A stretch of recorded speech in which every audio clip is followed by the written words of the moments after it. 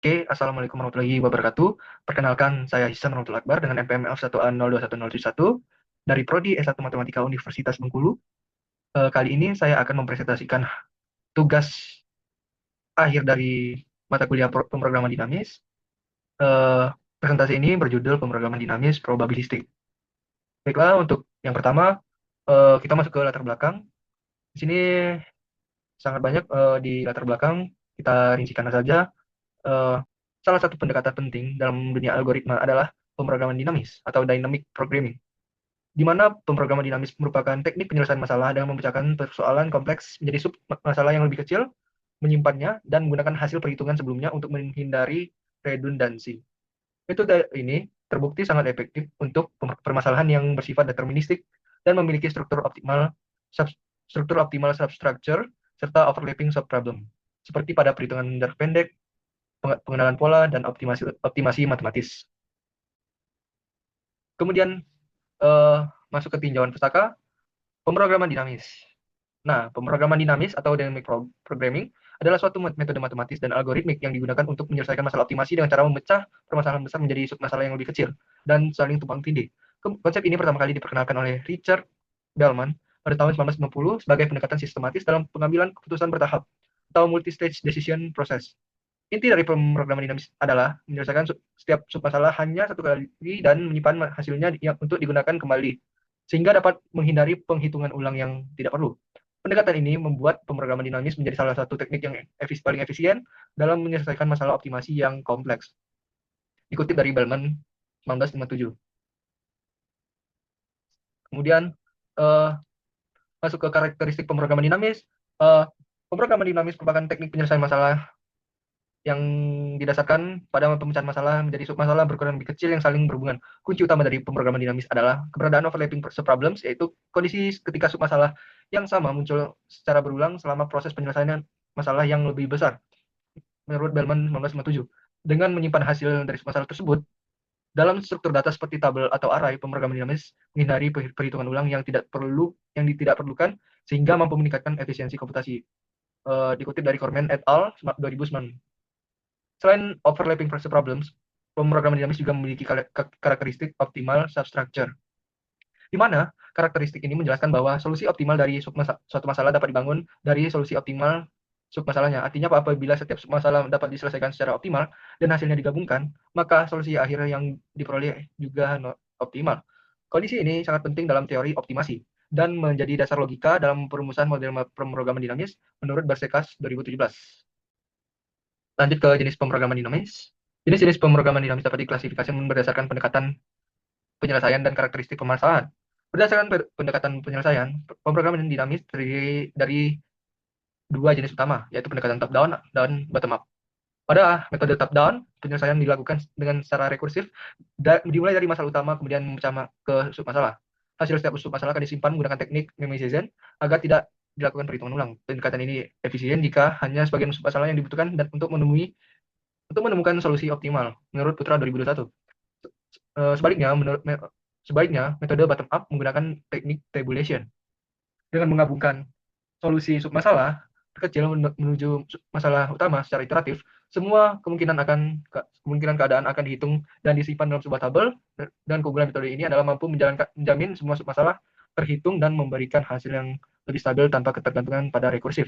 Namun, metode ini berpotensi membutuhkan memori lebih besar jika ruang keadaan atau state space luas, menurut Forman et al.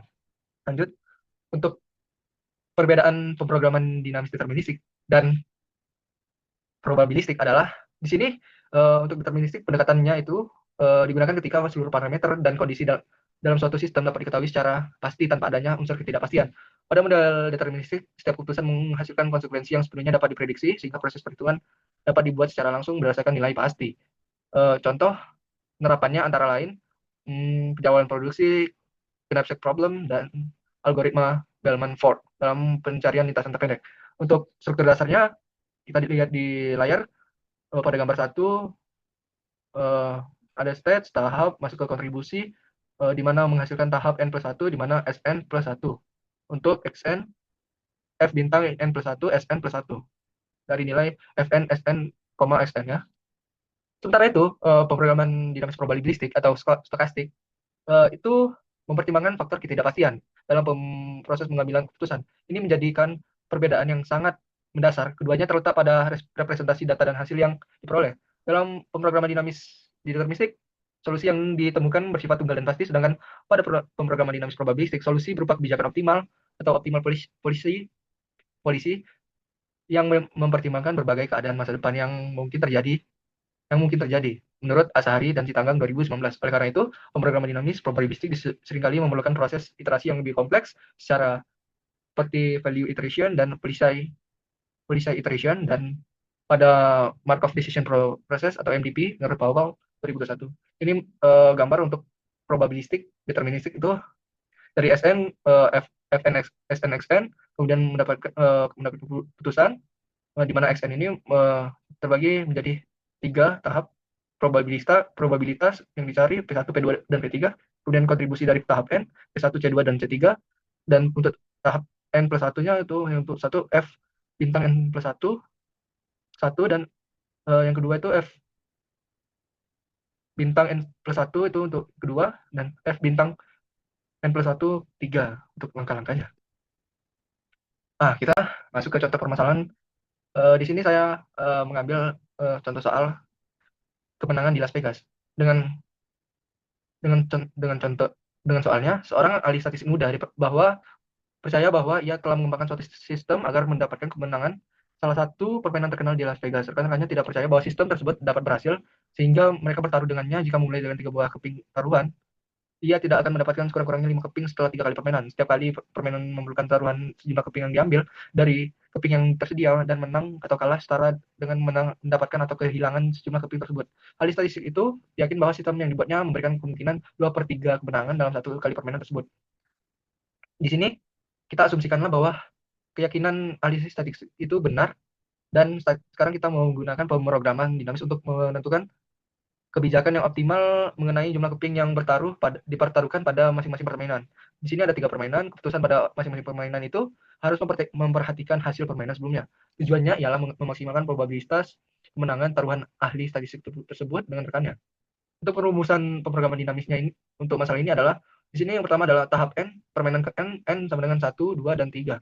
Kemudian ada XN, yaitu jumlah keping yang dipertaruhkan pada tahap N. Kemudian state SN adalah jumlah keping yang tersedia untuk memulai tahap N. Definisi state ini dipilih karena menyediakan informasi mengenai sesuatu yang diperlukan untuk membuat keputusan optimal tentang banyaknya keping yang harus dipertaruhkan kemudian.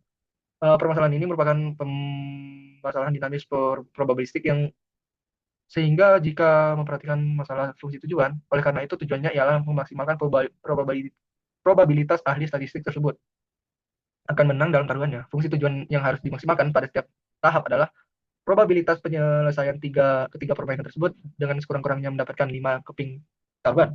Dengan demikian, XN itu probabilitas menyediakan ketiga permainan dengan sekurang-kurangnya 5 keping. Jika ahli statistik berada pada state SN di tahap N menggunakan keputusan XN dan membuat keputusan optimal pada tahap-tahap selanjutnya, kemudian F bintang N SN sama dengan max XN sama dengan 0,1 sampai SN, FN, SN, XN, XN. Ekspresi untuk fungsi ini harus mencerminkan kenyataan terdapat kemungkinan untuk mengakumulasikan 5 keping meskipun ahli statistik tersebut kalah pada satu tahap permainan. Jika ia kalah pada suatu tahap, maka state selanjutnya menjadi SN kurang XN, dan probabilitas yang ia dapat mengakhiri permainan dengan sekurang-kurangnya 5 keping adalah F bintang N plus 1 SN kurang SN, dan jika ia menang pada suatu tahap maka state selanjutnya menjadi SN plus XN, dan probabilitas yang dapat mengakhiri permainan yang sekurang-kurangnya 5 keping adalah F bintang N plus 1 SN plus XN. Oleh karena itu, probabilitas kemenangan diasumsikan 2/3, maka Fn SN, XN sama dengan 1/3 F bintang N plus 1 SN kurang XN ditambah 2/3 F bintang N plus 1 SN plus XN, di mana F bintang 4 didefinisikan sama dengan 0 untuk S4 kurang dari 5 dan sama dengan 1, dan untuk S4 lebih dari sama dengan 5. Jadi, tidak ada kontribusi yang langsung mempengaruhi fungsi tujuan dan dari tahap N selain pengaruh. Jadi, apa state selanjutnya? Hubungan dasar ini terdapat dalam gambar 9. Struktur dasar masalah Las Vegas. Lantas hubungan rekursif untuk masalah ini adalah f bintang Sn sama dengan max Xn sama dengan 0 sampai Sn sepertiga f bintang n plus 1 Sn kurang Xn ditambah 2/3 f bintang n plus 1 Sn plus Xn. Untuk n-nya sama dengan 1, 2, dan 3. Dengan f4 bintang, S4 telah didefinisikan sebelumnya.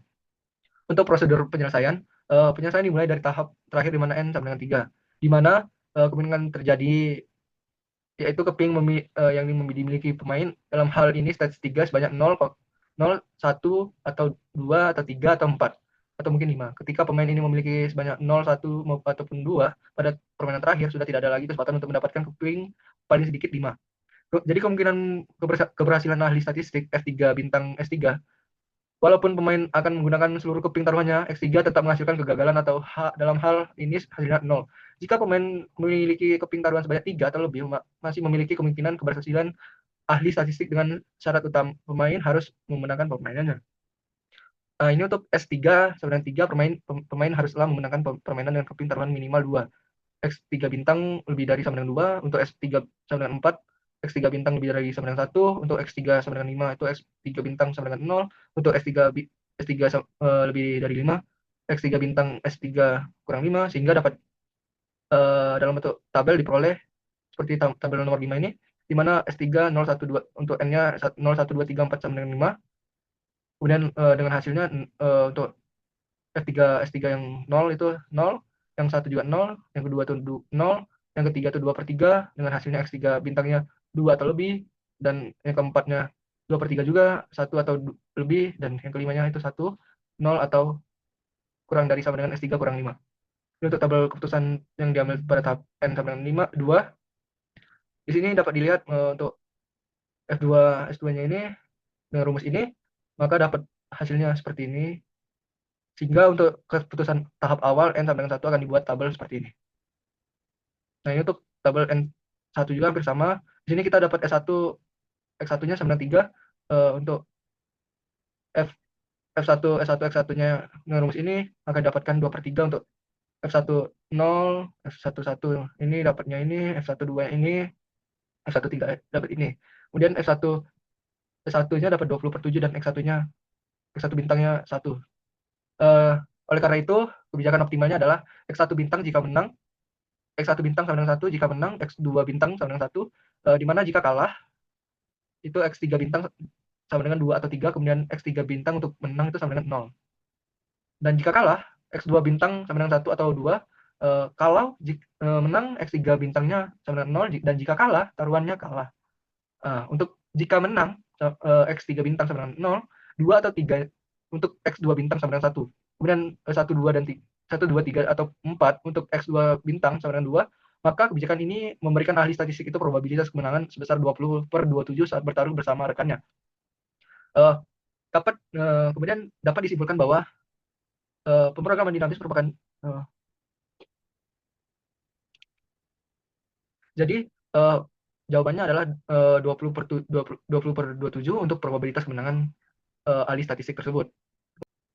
Kesimpulannya adalah pemrograman dinamis merupakan teknik yang sangat berguna untuk pembuatan urutan keputusan yang saling berhubungan. Teknik ini memerlukan perumusan yang tepat mengenai hubungan rekursif pada setiap permasalahan yang berbeda, tetapi teknik ini dapat menghemat jumlah perhitungan jika dibandingkan dengan menggunakan enumerasi lengkap untuk mencari kombinasi keputusan terbaik, khususnya pada masalah yang sangat besar. Pembahasan mengenai pemrograman di atas hanya pada lingkup tahapan yang berhingga. Pembahasan mengenai pemrograman dinamis probabilistik dengan tahap yang terjadi secara berulang serta tak berhingga disebut sebagai proses keputusan Markov. Sekian presentasi dari saya. Wassalamualaikum warahmatullahi wabarakatuh.